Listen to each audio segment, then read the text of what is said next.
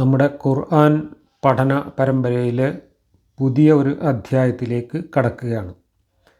ഖുർആനിലെ 3-ാമത്തെ അധ്യായം ആലു ഇമ്രാൻ ആണ് ഇനി നമ്മൾ പരിശോധിക്കുന്നത്.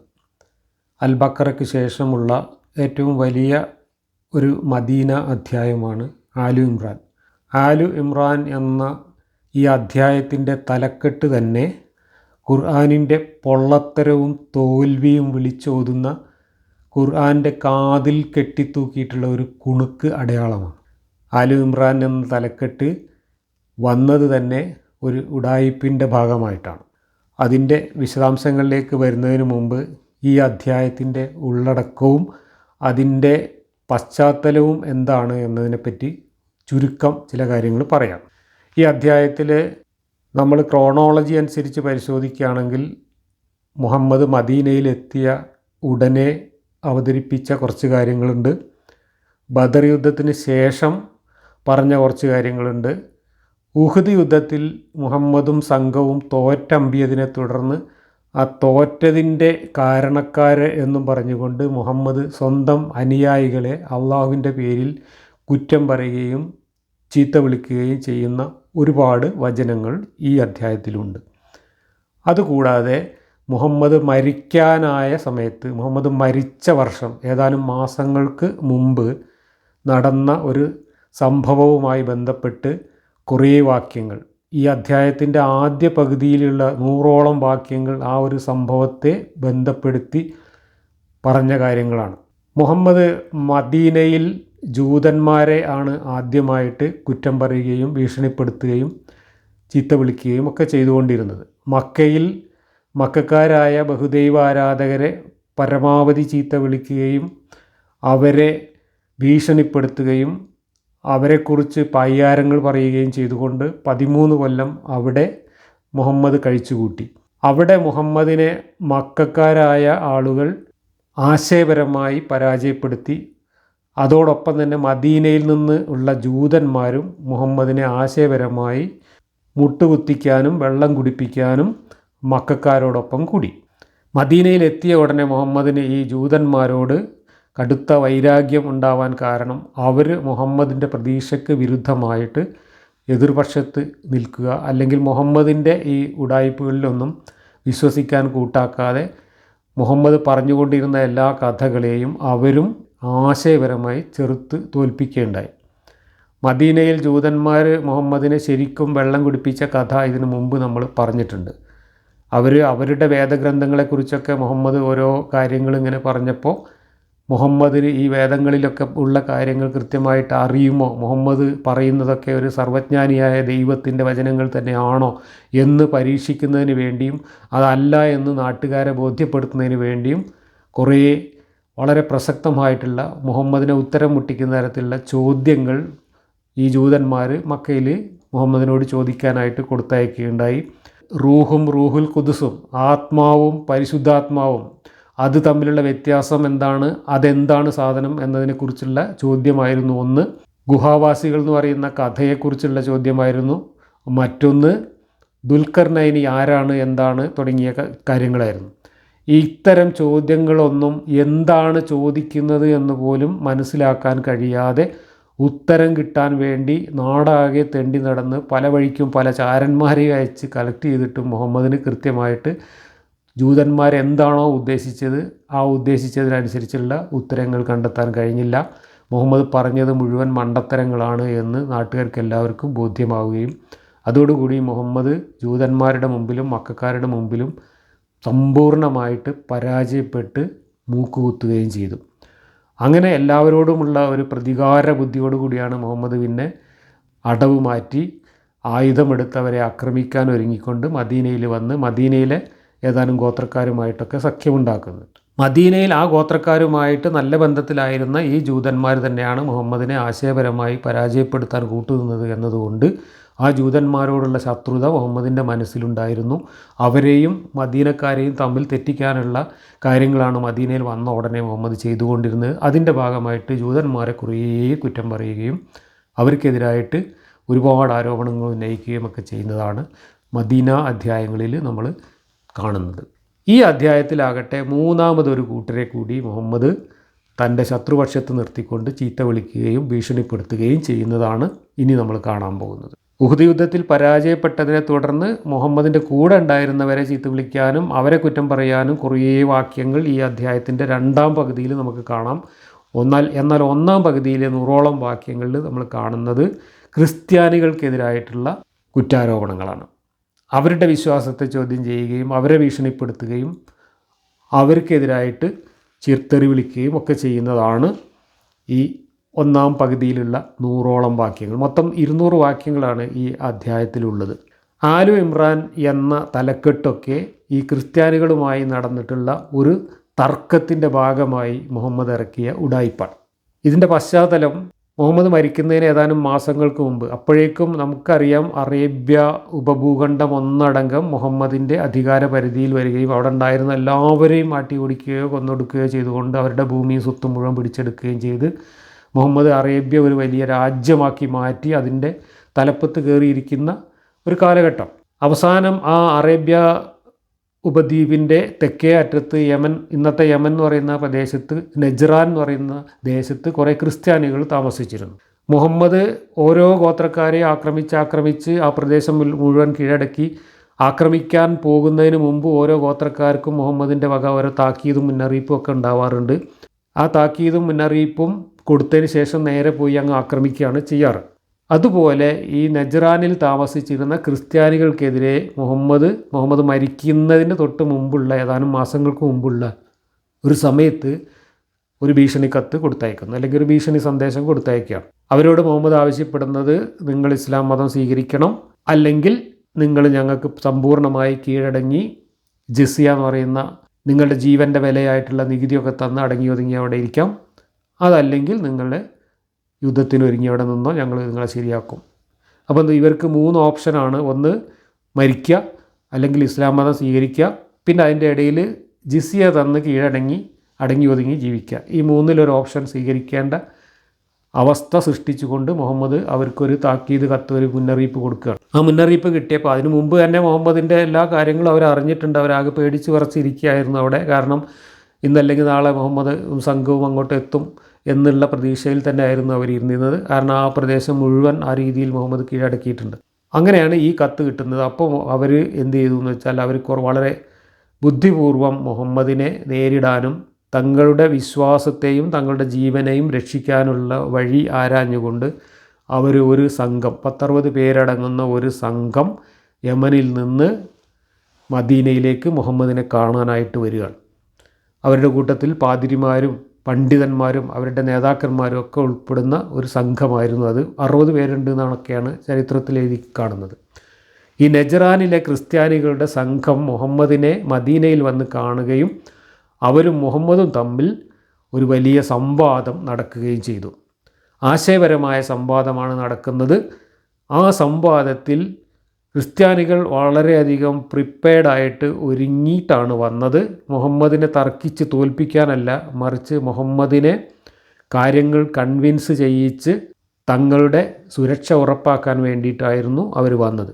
അവർ മുഹമ്മദ് ഇതുവരെ പറഞ്ഞിട്ടുള്ള എല്ലാ കഥകളെക്കുറിച്ചും മുഹമ്മദിൻ്റെ ഖുർആനിൽ അവതരിപ്പിച്ചിട്ടുള്ള എല്ലാ കാര്യങ്ങളെക്കുറിച്ചും, പ്രത്യേകിച്ച് ക്രിസ്തുമതവുമായി ബന്ധപ്പെട്ടും ജൂതമതവുമായി ബന്ധപ്പെട്ടും ബൈബിൾ കഥകളുമായി ബന്ധപ്പെട്ടുമൊക്കെ മുഹമ്മദ് എന്തൊക്കെ കാര്യങ്ങളാണ് പറഞ്ഞിട്ടുള്ളത്, മുഹമ്മദിൻ്റെ ഖുർആനിൽ എന്തൊക്കെ വെളിപാടുകളാണ് വന്നിട്ടുള്ളത് എന്നൊക്കെ കൃത്യമായി പഠിച്ച് മനസ്സിലാക്കിയിട്ട് അതും കൊണ്ടാണ് അവർ വന്നത്. അങ്ങനെ അവർ വന്നപ്പോൾ മുഹമ്മദ് അവരോട് ഇസ്ലാം മതം സ്വീകരിക്കാൻ പറഞ്ഞു, നിങ്ങൾ മുസ്ലിങ്ങളാവണം എന്ന് പറഞ്ഞു.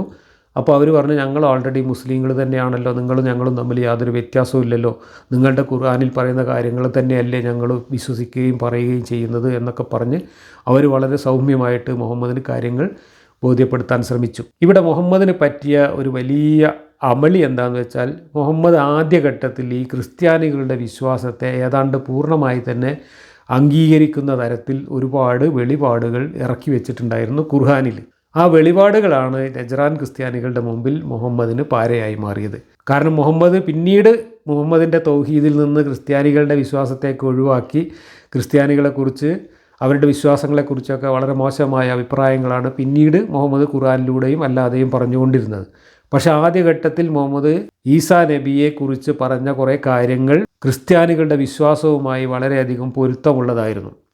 അത് എടുത്ത് ഉദ്ധരിച്ചുകൊണ്ട് ക്രിസ്ത്യാനികൾ മുഹമ്മദിനോട് നിങ്ങളുടെ ഖുർആനിൽ പറഞ്ഞ കാര്യങ്ങൾ, നിങ്ങൾ പറയുന്ന കാര്യങ്ങൾ തന്നെയാണ് ഞങ്ങൾ വിശ്വസിക്കുന്നത് എന്ന് വാദിച്ചു. എന്ന് മാത്രമല്ല, ക്രിസ്ത്യാനികളുടെയും ജൂതന്മാരുടെയും കഥയിൽ മുഹമ്മദ് അവതരിപ്പിച്ചപ്പോൾ സംഭവിച്ച ഒരുപാട് മണ്ടത്തരങ്ങൾ, ചരിത്രപരമായും കഥാപരമായുമുള്ള ഒരുപാട് മണ്ടത്തരങ്ങൾ മുഹമ്മദിൻ്റെ മുമ്പിൽ അവർ ചൂണ്ടിക്കാണിക്കുകയും അതിന് കൃത്യമായി മറുപടി നൽകാൻ കഴിയാതെ മുഹമ്മദ് അവരുടെ മുമ്പിൽ ഉത്തരം മുട്ടുകയും ചെയ്തു. അതിൻ്റെ ഒരു ഉദാഹരണമാണ് ആലു ഇമ്രാൻ എന്ന ഈ തലക്കെട്ടുമായി ബന്ധപ്പെട്ട വിഷയം. മുഹമ്മദ് ഈ യേശുവിൻ്റെ അമ്മയായ കന്യാമറിയത്തെ മോശയുടെയും ഹാറോൻ്റെയും സഹോദരിയും ഇമ്രാൻ്റെ പുത്രിയും ആയിട്ടാണ് ഖുർആനിൽ ചിത്രീകരിച്ചിട്ടുള്ളത്. ഇമ്രാൻ്റെ പുത്രി മറിയം എന്നും ഹാറൂൻ്റെ സഹോദരി മറിയം എന്നും ഖുർആനിൽ പലയിടത്തായിട്ട് ആവർത്തിച്ചിട്ടുണ്ട്. എന്നാൽ ക്രിസ്ത്യാനികളുടെ കഥയനുസരിച്ച്, ജൂതരുടെ ബൈബിൾ അനുസരിച്ച് ഈ ഹാറൂൻ്റെ സഹോദരിയായ മറിയമും യേശുവിനെ പ്രസവിച്ച കന്യാമറിയവും എന്ന് പറയുന്നത് രണ്ട് കഥാപാത്രങ്ങളാണ്. വളരെ വ്യത്യസ്തമായ രണ്ട് കാലഘട്ടത്തിൽ ജീവിച്ച രണ്ട് വ്യക്തികളാണ്.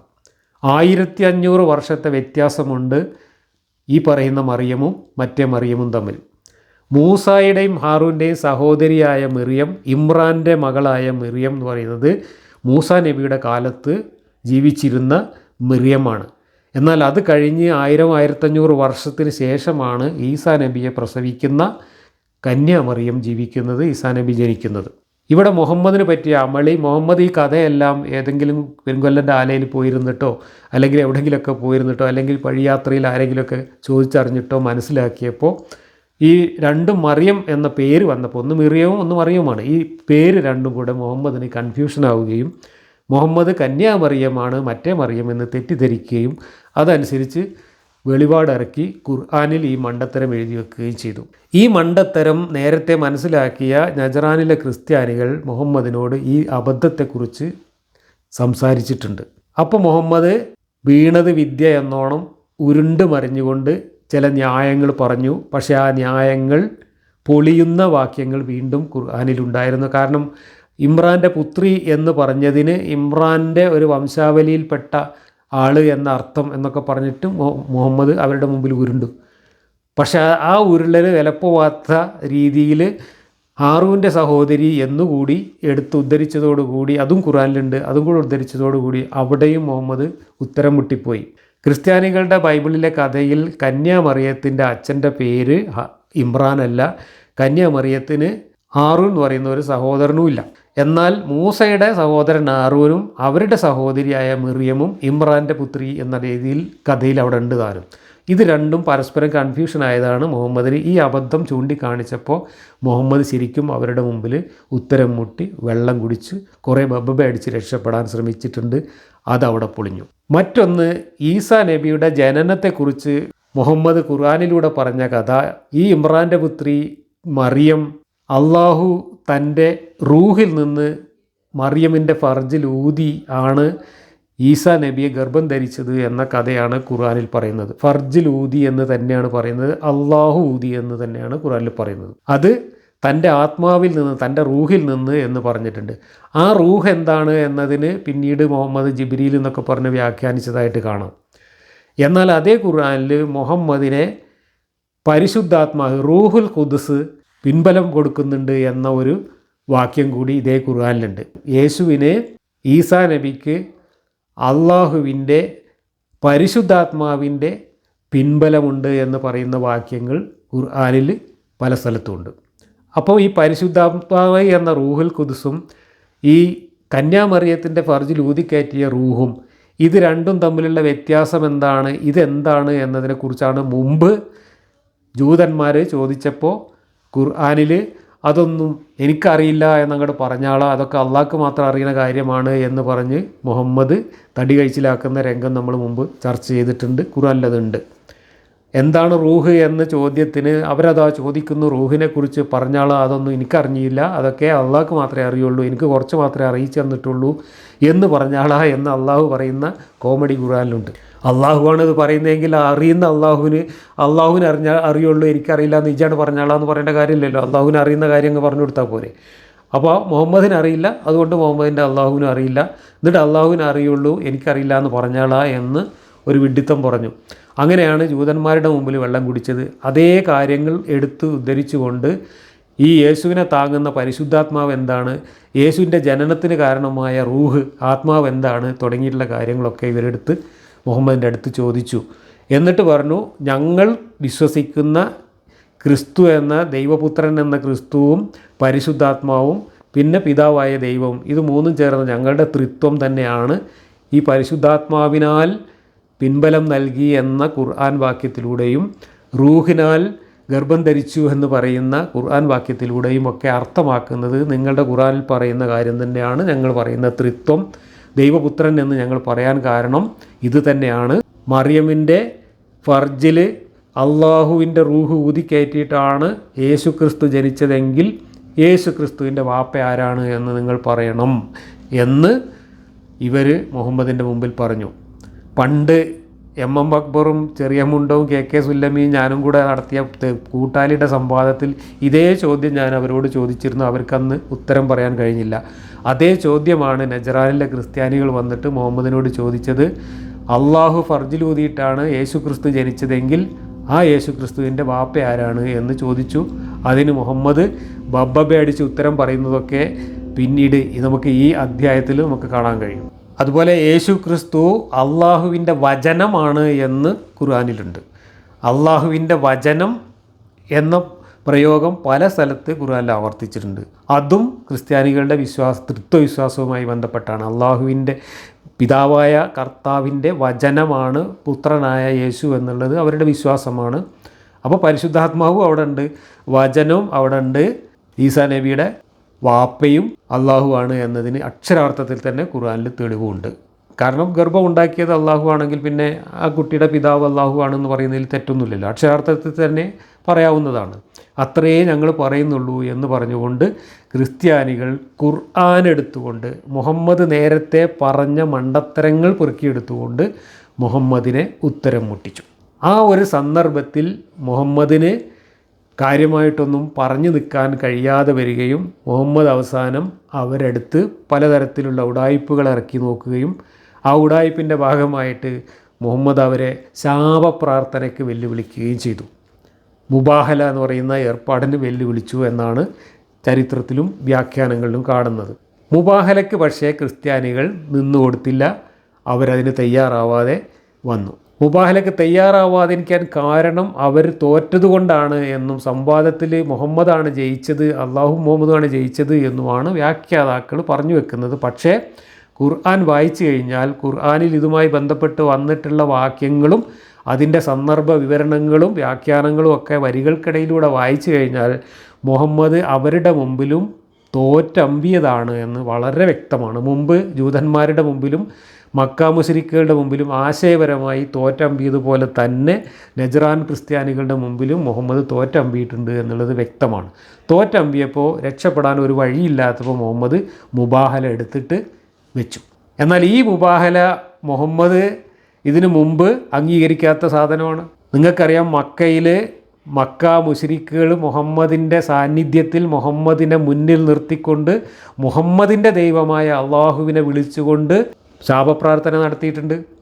ഞങ്ങൾ പറയുന്നത് തെറ്റും മുഹമ്മദ് പറയുന്നത് ശരിയുമാണെങ്കിൽ ഞങ്ങളുടെ മേൽ നിൻ്റെ ശിക്ഷ ഇറക്കുക എന്ന് പറഞ്ഞുകൊണ്ട് അവർ സ്വയം ശിക്ഷ ഏറ്റുവാങ്ങാൻ തയ്യാറായി ശാപപ്രാർത്ഥന നടത്തിയത് ചരിത്രത്തിലും ഖുർആനിലും ഒക്കെ നമ്മൾ മുമ്പ് ചർച്ച ചെയ്തതാണ്. അന്ന് ഈ ശാപപ്രാർത്ഥനയുടെ റിസൾട്ടൊന്നും അവിടെ പരിഗണിച്ചതായിട്ട് കണ്ടിട്ടില്ല. ആ ശാപപ്രാർത്ഥനയെ മുഹമ്മദ് പരിഗണിച്ചതായി കണ്ടിട്ടില്ല, അള്ളാഹുവും പരിഗണിച്ചതായി കണ്ടിട്ടില്ല. അവർക്ക് അങ്ങനെ ഒരു ശിക്ഷയും ഇറങ്ങിയിട്ടില്ല. പക്ഷെ മുഹമ്മദ് പിന്നീട് ചതിയിൽ അവരെ ശിക്ഷിക്കുന്നതാണ് കാണുന്നത്. അപ്പോൾ മുബാഹല എന്ന് പറയുന്ന സംഭവം മക്കയിൽ മുശ്രിക്കുകളുടെ മുമ്പിൽ പൊളിഞ്ഞു പോവുകയും അവിടെ മുഹമ്മദിനോട് ഇങ്ങോട്ട് മറ്റവരാവശ്യപ്പെട്ടപ്പോൾ അതിൽ നിന്ന് മുഖം തിരിക്കുകയും ചെയ്ത അതേ മുഹമ്മദ് ഇവിടെ ക്രിസ്ത്യാനികളുടെ മുമ്പിൽ തോറ്റമ്പിയപ്പോൾ മുബാഹല എടുത്ത് വീശി. അതിന് കാരണം മുബാഹല ക്രിസ്ത്യാനികൾക്ക് പാടില്ലാത്തതാണ് എന്നും അവരുടെ വിശ്വാസത്തിന് എതിരാണത് എന്നും മുഹമ്മദിന് നേരത്തെ അറിയാമായിരുന്നു എന്ന് വേണം കരുതാൻ. അതുകൊണ്ട് അങ്ങനെ അവരൊരിക്കലും തയ്യാറാവാത്ത ഒരു കാര്യത്തിന് വെല്ലുവിളിച്ച് കഴിഞ്ഞാൽ തൽക്കാലം രക്ഷപ്പെടാമെന്ന് മുഹമ്മദ് ഉഡായിപ്പ് കണ്ടുപിടിച്ചു. ഏതുപോലെ നമ്മുടെ അബ്ദുൽ അബ്ബാസിലും കൂട്ടരുമൊക്കെ ഇപ്പോൾ സംവാദം നടത്തുന്നത് പോലെ സംവാദത്തിന് വെല്ലുവിളിച്ചിട്ട് ഏറ്റെടുത്ത് ചെല്ലുമ്പോൾ ഒരിക്കലും സാധ്യമല്ലാത്ത അല്ലെങ്കിൽ എതിർഭാഗത്തുള്ളവർ ഒരിക്കലും ഏറ്റെടുക്കാൻ സാധ്യതയില്ല എന്ന് ഉറപ്പുള്ള ഉപാധികൾ പറഞ്ഞുകൊണ്ട് ഉഡായിപ്പ് കാണിച്ച് സംവാദത്തിൽ നിന്ന് പിന്മാറുന്നത് പോലെ മുഹമ്മദ് അന്ന് ഈ നജ്റാൻ ക്രിസ്ത്യാനികളുടെ മുമ്പിൽ കാണിച്ച ഉഡായിപ്പായിരുന്നു മുബാഹല. എന്നിട്ട് മുഹമ്മദ് പറഞ്ഞു, ഞാനും എൻ്റെ മകൾ ഫാത്തിമയും എൻ്റെ മരുമകൻ അലിയും അവരുടെ മക്കൾ ഹസനും ഹുസൈനും ഞങ്ങൾ ഈ ഒരു കുടുംബം ഞങ്ങൾ ഇവിടെ റെഡിയായിട്ട് നിൽക്കുകയാണ്. ഇതുപോലെ നിങ്ങളുടെ കൂട്ടത്തിൽ നിന്ന് കുടുംബമായിട്ട് വന്ന് നമുക്ക് രണ്ടു കൂട്ടർക്കും കൂടെ ശാപപ്രാർത്ഥന നടത്താം, എന്നിട്ട് ആര് പറയുന്നതാണ് ശരി എന്ന് നമുക്ക് തീരുമാനമെടുക്കാം എന്നാണ് മുഹമ്മദ് വെല്ലുവിളിച്ചത്. അവരുടെ വിശ്വാസത്തിനെതിരാണ് ശാപപ്രാർത്ഥന എന്ന കാരണം കൊണ്ട് അവർ ശാപപ്രാർത്ഥനയ്ക്ക് തയ്യാറാവാതെ തിരിച്ചു പോകാൻ ഒരുങ്ങിയപ്പോൾ മുഹമ്മദ് അവരോട് ഇസ്ലാം സ്വീകരിക്കണമെന്ന് അന്ത്യശാസനം കൊടുത്തു. ആ അന്ത്യശാസനത്തിന് അവർ ആദ്യം പറഞ്ഞ 3 ഓപ്ഷൻസിൽ അവർക്ക് ജീവൻ രക്ഷപ്പെടാൻ വേണ്ട ഓപ്ഷൻ അവർ സ്വീകരിച്ചോളാം എന്ന് മുഹമ്മദിനോട് അവർ വാഗ്ദാനം ചെയ്തു. ഞങ്ങൾ ജിസിയ തന്നോളാം, ഞങ്ങളുടെ വിശ്വാസം ഞങ്ങൾക്ക് ഒഴിവാക്കാൻ പറ്റില്ല, കാരണം നിങ്ങളുടെ വിശ്വാസം അനുസരിച്ച് തന്നെ ഞങ്ങളുടെ വിശ്വാസത്തിലൊരു തെറ്റുമില്ല, തെറ്റുണ്ട് എന്ന് നിങ്ങൾക്ക് ബോധ്യപ്പെടുത്താൻ കഴിഞ്ഞിട്ടില്ല. നിങ്ങളുടെ ഖുർആനിൽ പറയുന്നത് അനുസരിച്ച് തന്നെ ഞങ്ങളുടെ യേശു ദൈവപുത്രനാണ്, ത്രിത്വം എന്ന് പറഞ്ഞാൽ ഖുർആനിലുള്ള കാര്യങ്ങൾ തന്നെയാണ്. അതുപോലെ തന്നെ നിങ്ങളുടെ ഖുർആനിൽ ഈ പറയുന്ന മറിയമും മറ്റേ മറിയമും ഒക്കെ പരസ്പരം ഒരുപാട് അബദ്ധങ്ങളുണ്ട്. അതുകൊണ്ട് നിങ്ങളുടെ വിശ്വാസം ശരിയാണെന്ന് ഞങ്ങൾക്ക് ഒരിക്കലും അംഗീകരിക്കാൻ പറ്റില്ല, അത് തെറ്റാണെന്ന് ഞങ്ങൾക്ക് ബോധ്യപ്പെട്ടിട്ടുണ്ട്. അതുകൊണ്ട് ഞങ്ങളുടെ വിശ്വാസവുമായിട്ട് ജീവിക്കും, പക്ഷേ ഞങ്ങൾ ജിസിയ തന്നുകൊണ്ട് ഞങ്ങളുടെ ജീവൻ്റെ വിലയായിട്ട് ഞങ്ങൾ പ്രത്യേക നികുതി തന്നുകൊണ്ട് ഞങ്ങളവിടെ ജീവിക്കാൻ അനുവദിക്കണം എന്ന് അവർ കെഞ്ചി ആവശ്യപ്പെട്ടു. അത് തൽക്കാലം അനുവദിച്ചു കൊടുത്തുകൊണ്ട് അവരുമായിട്ട് അങ്ങനെ ഒരു കരാറുണ്ടാക്കുകയും അതനുസരിച്ച് നജ്റാനിൽ നിന്ന് വന്ന ക്രിസ്ത്യാനികൾ തിരിച്ചു പോവുകയും ചെയ്തു. ഇതാണ് സംഭവം. ഈ സംഭവത്തിൽ നജ്റാൻ ക്രിസ്ത്യാനികൾ മുഹമ്മദിൻ്റെ മുമ്പിൽ അവതരിപ്പിച്ച കാര്യങ്ങൾക്ക് മര്യാദയ്ക്ക് മറുപടി പറയാൻ കഴിയാത്ത മുഹമ്മദ് അവർ പോയതിന് ശേഷമോ അല്ലെങ്കിൽ അവരുടെ സാന്നിധ്യത്തിലോ പറഞ്ഞ ഉഡായിപ്പുകളും പറഞ്ഞ വൈരുദ്ധ്യങ്ങളും അവരെ കുറ്റപ്പെടുത്തിക്കൊണ്ടും ഭീഷണിപ്പെടുത്തിക്കൊണ്ടും ഇറക്കിയിട്ടുള്ള മുഹമ്മദിൻ്റെ പതിവ് ശൈലിയിലുള്ള വെളിപാടുകളുമൊക്കെയാണ് ആലു ഇമ്രാൻ എന്ന അധ്യായത്തിൻ്റെ ആദ്യ പകുതിയിലെ 100 വാക്യങ്ങളിൽ പരന്നു കിടക്കുന്നത്. അതുകൂടാതെ മറ്റു പല വാക്യങ്ങളും മക്കയിൽ ഇറങ്ങിയതും ബദറിൻ്റെ സമയത്ത് ഇറങ്ങിയതും ഉഹദിൻ്റെ സമയത്ത് ഇറങ്ങിയതും അതിൻ്റെ ഇടയ്ക്ക് ഇറങ്ങിയതും ഒക്കെ ഇതിൻ്റെ ഇടയിൽ മിക്സ് ആയിട്ടുണ്ട്. എങ്കിലും ഇതുമായി ബന്ധപ്പെട്ട ചർച്ചാ വിഷയമാണ് പ്രധാനമായിട്ടും ഈ അധ്യായത്തിൽ വന്നിട്ടുള്ളത്. അധ്യായത്തിന് ആലു ഇമ്രാൻ എന്ന് പേരിടാൻ കാരണം മുഹമ്മദിനോട് ഇമ്രാൻ്റെ പുത്രി അല്ല കന്യാമറിയമെന്നും ഹാറൂൻ്റെ സഹോദരി അല്ല കന്യാമറിയമെന്നും ആ കന്യാമറിയവും ഈ മറിയവും രണ്ടാണെന്നും അവർ ജീവിച്ചിരുന്ന കാലഘട്ടം വളരെ വ്യത്യസ്തമാണ് എന്നുമൊക്കെ നജ്റാൻ ക്രിസ്ത്യാനികൾ പറഞ്ഞപ്പോൾ അവരെടുത്ത് രക്ഷപ്പെടാൻ വേണ്ടി മുഹമ്മദ് ചില ഉഡായിപ്പ് വാദങ്ങൾ ഇറക്കി. അതിലൊന്ന് ഇമ്രാൻ്റെ പുത്രി എന്ന് പറഞ്ഞത് അക്ഷരാർത്ഥത്തിൽ പുത്രി എന്ന അർത്ഥത്തിലല്ല, അതൊരു ലീനിയേജിൻ്റെ ഒരു വംശാവലിയുടെ പേരിൽ അറിയപ്പെടുന്നതാണ് എന്നൊക്കെ പറഞ്ഞു ഉരുണ്ടു. അപ്പോൾ ഹാറൂൻ്റെ സഹോദരി എന്ന് പറഞ്ഞത് എന്താണെന്ന് ചോദിച്ചപ്പോൾ അതിനും അതുപോലെയുള്ള കുറേ എന്തോ ഉഡായിപ്പ് ഉന്നയിച്ചു. എന്നാൽ ബൈബിൾ കഥയിൽ എവിടെയും ഇമ്രാൻ്റെ പുത്രി എന്നൊരു പ്രയോഗമില്ല. അവരുടെ അച്ഛൻ്റെ പേര് വേറെയാണ്, അവിടെ ഹാറൂൻ എന്ന് പറയുന്നൊരു സഹോദരനും ഇല്ല. അതുകൊണ്ട് ബൈബിൾ കഥ അനുസരിച്ച് മുഹമ്മദിന് അബദ്ധം പറ്റിയതാണ് എന്ന് വ്യക്തമാണ്. ഈ അബദ്ധം മുഹമ്മദിൻ്റെ മുമ്പിൽ ഈ സംവാദമൊക്കെ കേട്ട് നിൽക്കുന്ന അനുയായികൾക്ക് ബോധ്യപ്പെട്ടു. അപ്പോൾ അവരെ കൂടി തൃപ്തിപ്പെടുത്താൻ വേണ്ടി മുഹമ്മദ് പറഞ്ഞ ഉഡായിപ്പിന്മേൽ കിടന്ന് ഉരുളുന്നതാണ് ഈ ആലു ഇമ്രാൻ എന്ന പ്രയോഗത്തിൻ്റെയൊക്കെ യഥാർത്ഥ കാരണം. അതുകൊണ്ട് മുഹമ്മദിൻ്റെ ഉഡായിപ്പും കള്ളത്തരവും മുഹമ്മദിന് പറ്റിയ അമളിയും അബദ്ധവും കാലാകാലം വിളിച്ചോതുന്ന കാതിൽ തൂക്കിയിട്ട കുണുക്ക് പോലെയുള്ള ഒരു അടയാളമാണ് ഈ അധ്യായത്തിൻ്റെ തലക്കെട്ട് പോലും. ആലു ഇമ്രാൻ എന്ന തലക്കെട്ട് തന്നെ ഖുർആൻ ദൈവികമല്ല എന്നതിൻ്റെ ഏറ്റവും നല്ല ഒരു ദൃഷ്ടാന്തമാണ്. ഇനി ചരിത്രപരമായ ഏറ്റവും ശ്രദ്ധേയമായ ഒരു വസ്തുത കൂടി ഈ മുബാഹലയുമായി ബന്ധപ്പെട്ട് പറയേണ്ടതുണ്ട്. മുമ്പ് ചില വീഡിയോകളിലൊക്കെ അത് സൂചിപ്പിച്ചിട്ടുണ്ട്. ഈ മുബാഹലയ്ക്ക് മുഹമ്മദ് നബി തയ്യാറാക്കി കൊണ്ടുവന്ന ആളുകൾ, ഒന്ന് മുഹമ്മദ് നബി, അത് കഴിഞ്ഞ് ഫാത്തിമ എന്ന മകൾ, അത് കഴിഞ്ഞ് അലി എന്ന മരുമകൻ, പിന്നെ ഹസൻ ഹുസൈൻ എന്ന 2 പേരക്കുട്ടികൾ. ഈ 5 പേരെയാണ് മുബാഹലക്ക് മുഹമ്മദ് റെഡിയാക്കി കൊണ്ടുവന്നിരുന്നത്. ക്രിസ്ത്യാനികൾ മുബാഹലക്ക് തയ്യാറാവാതെ തിരിച്ചു പോവുകയാണ് ചെയ്തത്. മുബാഹല എന്ന് പറഞ്ഞാൽ ഞങ്ങൾ പറയുന്നത് തെറ്റാണെങ്കിൽ, അവർ പറയുന്നതാണ് ശരിയെങ്കിൽ ഞങ്ങളുടെ മേൽ അള്ളാഹുവിൻ്റെ ശിക്ഷ ഇറങ്ങണേ എന്ന് 2 കൂട്ടരും പ്രാർത്ഥിക്കുന്ന ഏർപ്പാടാണ് മുബാഹല, ശാപപ്രാർത്ഥന. ഈ മുബാഹല നടക്കുന്നത് മുഹമ്മദ് മരിക്കുന്നതിന് ഏതാനും മാസങ്ങൾക്ക് മുമ്പാണ്. ഈ മുബാഹലയല്ല ഈ നജ്റാൻ ക്രിസ്ത്യാനികളുമായുള്ള സംവാദം നടക്കുന്നത്. അവിടെ വെച്ചാണ് മുബാഹലക്ക് മകളെയും കുട്ടികളെയും മരുമകനെയും കൂട്ടിക്കൊണ്ട് മുഹമ്മദ് തയ്യാറായി നിന്നത്. ഇനി മുബാഹല നടന്നിരുന്നുവെങ്കിൽ എന്തായിരുന്നു അതിൻ്റെ റിസൾട്ട് എന്ന് നിങ്ങളൊന്ന് ആലോചിച്ച് നോക്കൂ. മുബാഹല നടന്നില്ലെങ്കിലും മുബാഹലയുടെ റിസൾട്ട് ആർക്കനുകൂലമായിട്ടാണ് ചരിത്രത്തിൽ സംഭവിച്ചത്. ഈ മുബാഹല വെല്ലുവിളി നടന്ന്, ഈ സംഭവം നടന്ന് 1 വർഷം തികയുന്നതിന് മുമ്പ് തലച്ചോറിൽ പഴുപ്പ് ബാധിച്ച് വേദന തിന്ന് മുഹമ്മദ്, മുബാഹലയിലെ 1ാം കക്ഷി, മരണപ്പെട്ടു. മുഹമ്മദ് മരിച്ച് മയ്യത്ത് മറവ് ചെയ്യുന്നതിന് മുമ്പ് മുഹമ്മദിൻ്റെ അനുയായികൾ ഈ അലിയുടെ പേരിൽ തന്നെ തമ്മിലടി തുടങ്ങി. ആ തമ്മിലടിയുടെ ഭാഗമായി മുഹമ്മദ് മരിച്ച് 1 വർഷം പോലും തികയുന്നതിന് മുമ്പ് ഏതാനും മാസങ്ങൾക്കുള്ളിൽ തന്നെ ഗർഭിണിയായ മുഹമ്മദിൻ്റെ മകൾ ഫാത്തിമ, മുബാഹലയിലെ 2ാം കക്ഷി, ദാരുണമായി കൊല്ലപ്പെട്ടു. ആരുടെ കൈകളാലാണ് കൊല്ലപ്പെട്ടത്? ഉമറും കൂട്ടരും പോയിട്ട് അവരുടെ വീട് ആക്രമിച്ച് വീട് തീവച്ചു എന്നാണ് ഒരു കൂട്ടർ പറയുന്നത്. അല്ല, വാതിൽ ചവിട്ടിപ്പൊളിച്ചപ്പോൾ വാതിൽ ഗർഭിണിയായ ഫാത്തിമയുടെ ദേഹത്ത് വീണു, അങ്ങനെയാണ് ഫാത്തിമ മരിച്ചത് എന്ന് പറയുന്നു. തീ വെച്ചിട്ട് വീടൊന്നായിട്ട് ഫാത്തിമയുടെ ദേഹത്ത് കൂടെ വീണു, അങ്ങനെയാണ് പൊള്ളലേറ്റും എല്ലൊടിഞ്ഞും ഫാത്തിമ മരിച്ചത് എന്ന് വേറെ പറയുന്നു. എന്തായാലും മുബാഹലയിലെ 2ാം കക്ഷിയായ ഫാത്തിമ ഉമറും കൂട്ടരും നടത്തിയ അക്രമത്തിൻ്റെ ഫലമായി, തമ്മിലടിയുടെ ഫലമായിട്ട് അതിദാരുണമായിട്ട് ഗർഭത്തിലെ കുഞ്ഞ സഹിതം കൊല്ലപ്പെട്ടു. പിന്നെ ബാക്കിയുള്ളത് അലിയും ഹസനും ഹുസൈനുമാണ്. അവരുടെ ചരിത്രം നിങ്ങൾ നോക്കൂ. മുഹമ്മദിൻ്റെ ഏറ്റവും വലിയ ബദ്ധശത്രുവായിരുന്ന അബൂ സുഫിയാൻ്റെ മക്കളും പേരമക്കളും കൂടെ ചേർന്ന് ഈ ഹസൻ്റെയും ഹുസൈൻ്റെയും അലിയുടെയും അടക്കം മുഹമ്മദിൻ്റെ കുടുംബത്തിലുള്ള വേര് മുഴുവൻ അറുത്തു മാറ്റുകയും അവരെല്ലാം അതിദാരുണമായി കൊന്നൊടുക്കുകയും കൊല വിളിക്കുകയും എന്നിട്ട് ഇസ്ലാമിനെ കയ്യിലെടുത്തുകൊണ്ട് നൂറ്റാണ്ടുകളോളം ഇസ്ലാം അബൂ സുഫിയാൻ്റെ മക്കളുടെ ഇസ്ലാമാക്കി മാറ്റുകയും ചെയ്തു എന്നതാണ് ചരിത്രം. അപ്പോൾ മുബാഹലയുടെ റിസൾട്ട് എന്താ? പക്ഷേ ക്രിസ്ത്യാനികൾ ഈ മുബാഹലയും പറഞ്ഞുകൊണ്ട് അവകാശവാദം ഉന്നയിക്കാൻ വന്നിട്ടില്ല. പക്ഷേ ഇപ്പോൾ ചില ക്രിസ്ത്യാനികളൊക്കെ ഇത് സൂചിപ്പിക്കാൻ തുടങ്ങിയിട്ടുണ്ട്. ഈ മുബാഹല നടന്നിരുന്നുവെങ്കിൽ ക്രിസ്തുമതം സത്യമാണെന്നും മുഹമ്മദിൻ്റെ മതം തെറ്റാണ് എന്നും ഏതാനും വർഷങ്ങൾക്കുള്ളിൽ തന്നെ തെളിയിക്കപ്പെട്ടു എന്നല്ലേ ഈ ചരിത്രം നമ്മളോട് പറയുന്നത്. ഇതിൻ്റെ കൂടെ നമ്മൾ മനസ്സിലാക്കേണ്ട ഒരു വസ്തുതയാണ് എന്ന് പറഞ്ഞു എന്ന് മാത്രം.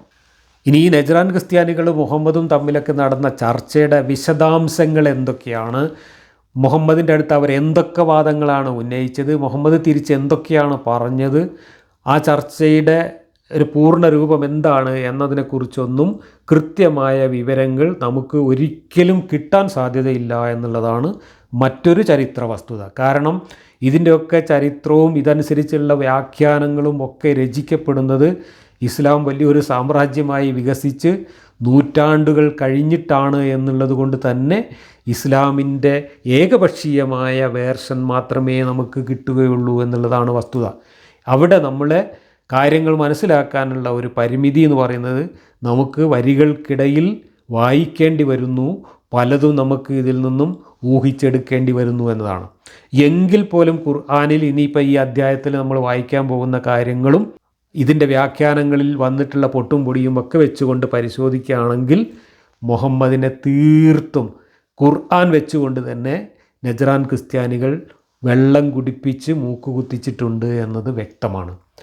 അതിൽ അവരോട് തോന്നിയ അരിശം കാരണമാണ് മുമ്പ് ജൂതന്മാർക്കെതിരെയും മക്കയിൽ മുശ്രിക്കുകൾക്കെതിരെയും ഉന്നയിച്ചതുപോലുള്ള കുറ്റാരോപണങ്ങളും ഭീഷണികളും തെറിവിളികളുമൊക്കെ ആയിട്ട് മുഹമ്മദ് പിന്നെ ക്രിസ്ത്യാനികളുടെ നേരെ തിരിഞ്ഞിട്ടുള്ളത് എന്നത് വ്യക്തമാണ്.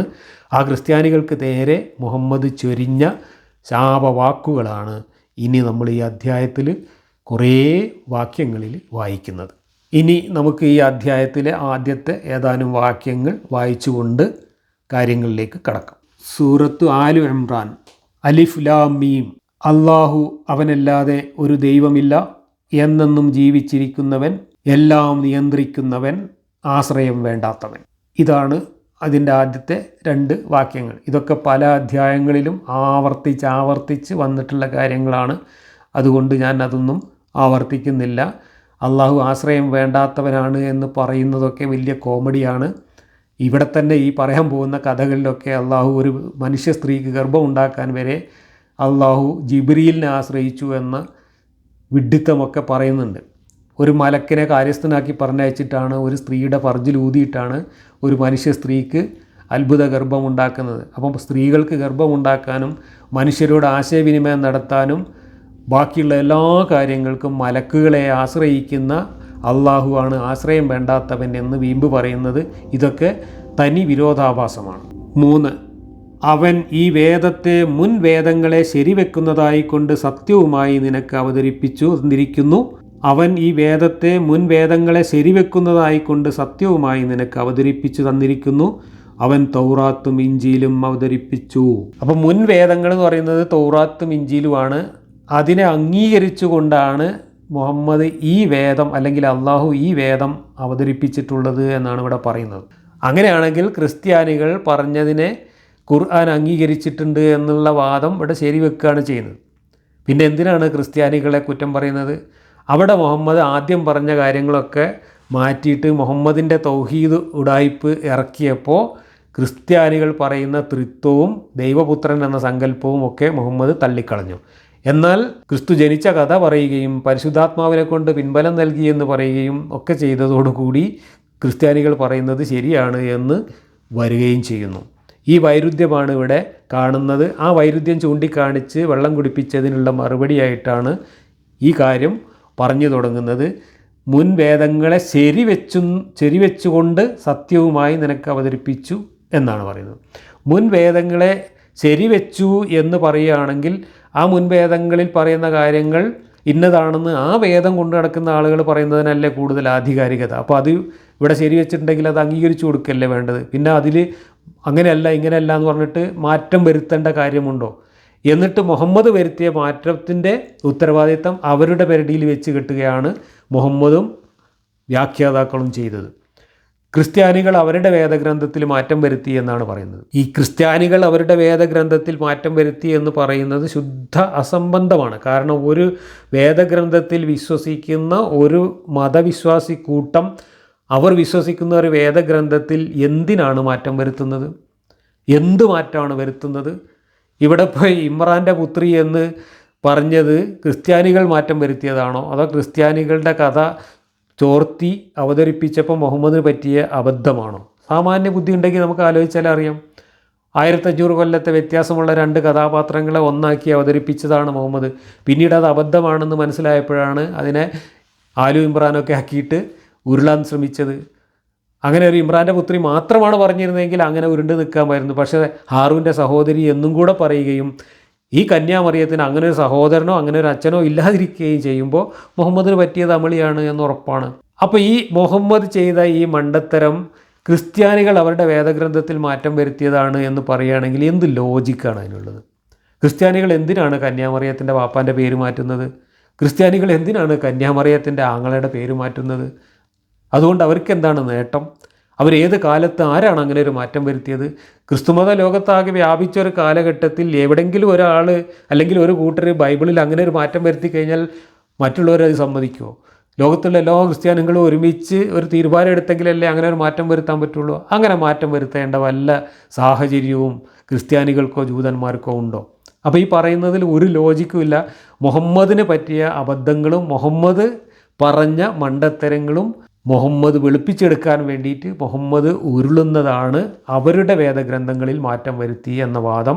യഥാർത്ഥത്തിൽ മാറ്റം വരുത്തിയത് അവരുടെ വേദഗ്രന്ഥങ്ങളിലല്ല, അവരുടെ വേദഗ്രന്ഥങ്ങൾ പകർത്തി എഴുതിയപ്പോൾ മുഹമ്മദിന് അബദ്ധം പറ്റിയതാണ്. ഇതാണ് ഇതൊക്കെ വായിക്കുമ്പോൾ നമുക്ക് മനസ്സിലാവുന്നത്. പക്ഷേ അത് സമ്മതിച്ചു കഴിഞ്ഞാൽ മുഹമ്മദിൻ്റെ ദീനും മുഹമ്മദിൻ്റെ അള്ളാഹുവും കാറ്റായി പോകും എന്നതുകൊണ്ട് ഇവിടെ വീണത് വിദ്യയാക്കി ഉരുളുകയാണ് ചെയ്യുന്നത്. അതിൻ്റെ ഭാഗമാണ് നിങ്ങളുടെ വേദഗ്രന്ഥത്തെ അംഗീകരിച്ചുകൊണ്ട് ഈ വേദഗ്രന്ഥം അവതരിപ്പിച്ചു എന്നൊക്കെ പറയുന്നത്. 4. ഇതിനു മുമ്പ് മനുഷ്യർക്ക് മാർഗദർശനത്തിനായിട്ട് സത്യാസത്യ വിവേചനത്തിനുള്ള പ്രമാണം, അതായത് ഫുർഖാൻ, അവൻ അവതരിപ്പിച്ചിരിക്കുന്നു. തീർച്ചയായും അള്ളാഹുവിൻ്റെ ദൃഷ്ടാന്തങ്ങൾ നിഷേധിച്ചവരാരോ അവർക്ക് കഠിനമായ ശിക്ഷയാണുള്ളത്. അള്ളാഹു പ്രതാപിയും ശിക്ഷാ നടപടി സ്വീകരിക്കുന്നവനുമാണ്. ഭീഷണി തുടങ്ങി. ഇവിടെ ഒരു ഫുർഖാൻ പറയുന്നുണ്ട്. ഇതിനു മുമ്പ് എന്നാണ് ഒരു ഫുർഖാൻ്റെ കാര്യം പറയുന്നത്. ഈ ഫുർഖാൻ എന്താണ് എന്ന കാര്യത്തിൽ ഇന്നുവരെ ഖുർആൻ വ്യാഖ്യാതാക്കൾക്കോ പണ്ഡിതന്മാർക്കോ ഒരു ഏകീകൃതമായ അഭിപ്രായം ഉണ്ടായിട്ടില്ല. അഭിപ്രായ വ്യത്യാസങ്ങളാണ്. ഫുർഖാൻ ഖുർആൻ തന്നെയാണ് എന്ന് വ്യാഖ്യാനിക്കുന്നവരുണ്ട്. അതല്ല, ഇഞ്ചിയിലും തൗറാത്തും ആദ്യം എങ്ങനെയായിരുന്നോ അതാണ് ഫുർഖാൻ എന്ന് പറയുന്നുണ്ട് ചിലർ. അതല്ല, ഇഞ്ചിയിലും തൗറാത്തും ഇറങ്ങുന്നതിന് മുമ്പ് വേറെ വേദങ്ങൾ അവതരിച്ചിട്ടുണ്ട്, ആ വേദങ്ങളെയാണ് ഫുർഖാൻ എന്ന് പറയുന്നത് എന്ന് വേറൊരു കൂട്ടർ വാദിക്കുന്നുണ്ട്. അങ്ങനെ എന്താണ് ഈ ഫുർഖാൻ എന്നത് വ്യക്തമല്ലാതെ വ്യാഖ്യാനിച്ച് ഉരുളുകയാണ് ഖുർആൻ്റെ വ്യാഖ്യാതാക്കൾ. സത്യവും അസത്യവും വകതിരിക്കാനുള്ള ഒരു ഗ്രന്ഥം എന്നാണ് പോലും ഫുർഖാൻ്റെ അർത്ഥം. അത്രയും പ്രധാനപ്പെട്ട ഒരർത്ഥം ഉള്ളത് കൊണ്ട് ഇത് ഖുർആനെ തന്നെ ഉദ്ദേശിച്ചാണ് എന്നാണ് കുറേ ആൾക്കാർ പറയുന്നത്. ഖുർആനെ തന്നെ ഉദ്ദേശിച്ചാണെങ്കിൽ തൗറാത്തിനും ഇഞ്ചീലിനും മുമ്പ് എന്നിവിടെ പറയേണ്ട കാര്യമില്ല. മാത്രമല്ല, ഈ രണ്ട് വാക്യം കൂടെ ചേർത്ത് വെച്ചാൽ ഇഞ്ചീൽ, തൗറാത്ത്, ഖുർആന്, അത് കൂടാതെ ഒരു ഫുർഖാൻ, അങ്ങനെ 4 എണ്ണം വരുന്നുമുണ്ട്. അപ്പോൾ എന്താണ് ഫുർഖാൻ എന്ന കാര്യം ഇപ്പോഴും സംശയം തീർന്നിട്ടില്ലാത്തൊരു കാര്യമാണ്. ഈ ഖുർആനിലാണെങ്കിലോ ഒരു സംശയവുമില്ല, ഒക്കെ വളരെ ക്ലിയറും വ്യക്തവുമായിട്ടാണ് പറഞ്ഞിട്ടുള്ളത് എന്ന് അവകാശപ്പെടുകയും മറ്റുള്ളവരുടെ വേദങ്ങളാണ് ആകെ തുമ്പില്ലാതായത് എന്ന് ആരോപിക്കുകയും ചെയ്യുന്നു. യഥാർത്ഥത്തിൽ ഈ ഒരു അഭിപ്രായ വ്യത്യാസമില്ലാത്ത, ഒരു വാചകം പോലും ഇല്ലാത്ത ഈ ഖുർആനാണ് ലോകത്തെ ഏറ്റവും തുന്നം പാടിയ പുസ്തകം എന്നുള്ളതാണ് സത്യം. ഒരു കാര്യത്തിനും ഒരു കൃത്യതയോ വ്യക്തതയോ ഇല്ല. എല്ലാ കാര്യങ്ങളിലും 900 അഭിപ്രായ വ്യത്യാസങ്ങളും തമ്മിലടിയാണ്. അതിൻ്റെ പേരിൽ തന്നെ ഒരുപാട് ഗ്രൂപ്പുകളായിട്ട് ഖുർആനിൻ്റെ പേരിൽ തന്നെ തമ്മിലടിച്ചുകൊണ്ടിരിക്കുകയാണ് മുസ്ലിങ്ങൾ. 5. ഭൂമിയിലോ ആകാശത്തോ ഉള്ള യാതൊരു കാര്യവും അള്ളാഹുവിന് അവ്യക്തമായി പോവുകയില്ല, തീർച്ച. ഭൂമി എന്താണ്, ആകാശം എന്താണ്, സൂര്യൻ എന്താണ്, ചന്ദ്രൻ എന്താണ്, നക്ഷത്രം എന്താണ് എന്നിവ കാര്യങ്ങളെക്കുറിച്ചൊക്കെ 6-ാം നൂറ്റാണ്ടിലെ മുഹമ്മദിനറിയാമായിരുന്ന മണ്ടത്തരങ്ങൾക്കപ്പുറം യാതൊരു അറിവും ഈ അള്ളാഹുവിന് ഇല്ല എന്നത് ഈ ഖുർആനിലുടനീളം നമ്മൾ കണ്ടതാണ്, നമ്മൾ ചർച്ച ചെയ്തതാണ്. അതുകൊണ്ട് ഈ വാക്യത്തെക്കുറിച്ച് കൂടുതലൊന്നും പറയേണ്ടതില്ല. 6. ഗർഭാശയങ്ങളിൽ താൻ ഉദ്ദേശിക്കുന്ന വിധത്തിൽ നിങ്ങളെ രൂപപ്പെടുത്തുന്നത് അവനത്രേ, അവനല്ലാതെ ഒരു ദൈവവുമില്ല, അവൻ പ്രതാപിയും യുക്തിമാനും അത്രയേ. ഇവിടെ ഈ ഗർഭാശയത്തിൽ രൂപപ്പെടുത്തുന്ന കാര്യമൊക്കെ പറയാനുള്ള കാരണം, കന്യാമറിയത്തിൻ്റെ ഫർജിൽ അള്ളാഹുവിൻ്റെ റൂഹ് ഉദിക്കയറ്റിയാണ് യേശുക്രിസ്തു ജനിച്ചത് എങ്കിൽ യേശുക്രിസ്തുവിൻ്റെ പിതാവ് അള്ളാഹു അല്ലാതെ ആരാണ് എന്ന ന്യായമായ ചോദ്യം അന്ന് നജറാനിലെ ക്രിസ്ത്യാനികൾ ചോദിച്ചിട്ടുണ്ട് എന്ന് വ്യക്തമാണ്. അപ്പോൾ അതിന് മറുപടി പറയാൻ കഴിയാത്തത് കൊണ്ട്, അവരുടെ മുമ്പിൽ വെള്ളം കുടിച്ച് ഉരുണ്ടത് കൊണ്ട്, അവർ പോയതിന് ശേഷം അനുയായികൾക്ക് ആശയക്കുഴപ്പം തോന്നാതിരിക്കാൻ വേണ്ടിയിട്ട് അവതരിപ്പിച്ച അർത്ഥമില്ലാത്ത ഒരു വിടുവായത്തം മാത്രമാണ് ഈ വാക്യം. ഗർഭാശയത്തിൽ താൻ ഉദ്ദേശിക്കുന്ന വിധത്തിൽ നിങ്ങളെ രൂപപ്പെടുത്തുന്നത് അവനത്രേ, അവനല്ലാതെ ഒരു ദൈവവുമില്ല. അപ്പോൾ ഞാൻ ഊതിയിട്ടോ അല്ലാതെയോ കുൻ പറഞ്ഞിട്ടോ എങ്ങനെയെങ്കിലുമൊക്കെ ഞാൻ ഗർഭാശയത്തിൽ ഗർഭമുണ്ടാക്കും, അതൊന്നും നിങ്ങൾ ചോദ്യം ചെയ്യണ്ട എന്ന ഒരു കൊഞ്ഞനം കുത്തൽ മറുപടി മാത്രമാണ് ഇവിടെ ഉള്ളത്. ഇനി 7-ാമത്തെ വാക്യം കുറച്ച് തമാശയുള്ളൊരു വാക്യമാണ്. അതിനെക്കുറിച്ച് നമുക്ക് അടുത്ത ക്ലാസ്സിൽ വിശദമായിട്ട് പറയാം.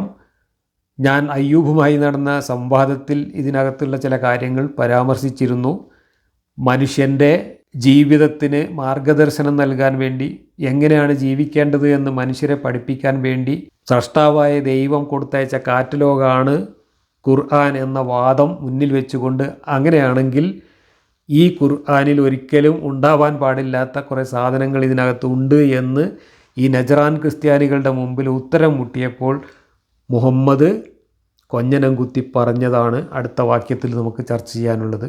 അടുത്ത ക്ലാസ്സിൽ വിശദമായിട്ട് നമുക്ക് ആ വാക്യവും തുടർന്നുള്ള വാക്യങ്ങളും ചർച്ച ചെയ്യാം.